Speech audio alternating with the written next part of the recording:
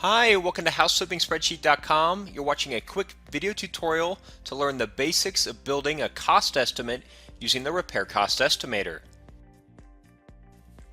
The Repair Cost Estimator is pre-built with 24 scopes of work and roughly 400 common work items and unit prices that you will find on a typical rehab project. These scopes of work item descriptions, and unit prices are all completely customizable, so you can customize the Repair Cost Estimator to fit your specific project and business needs.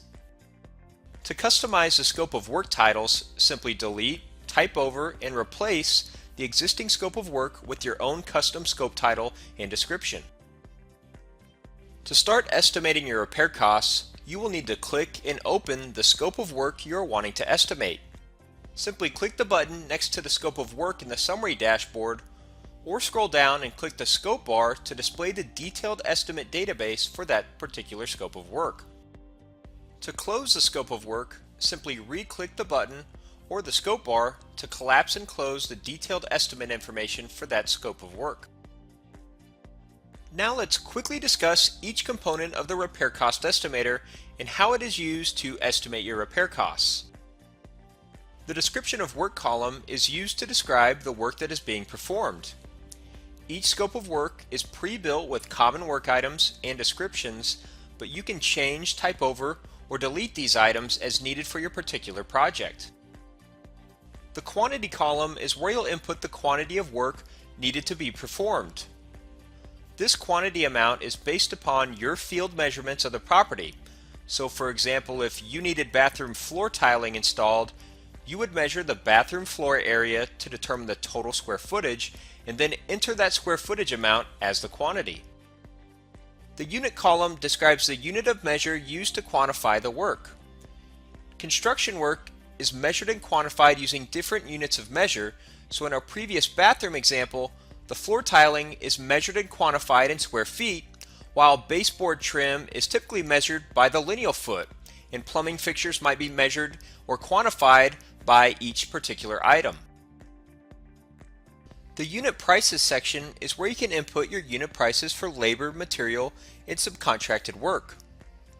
Our repair estimator includes a database of unit prices based upon the national average, but we recommend that you review and change the unit prices as needed to fit your particular project and your local market.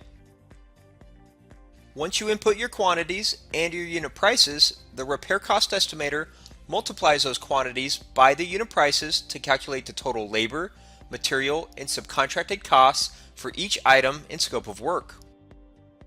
The estimate totals for each scope of work, labor, material, and subcontracted work in the entire project are then summarized at the top of the spreadsheet.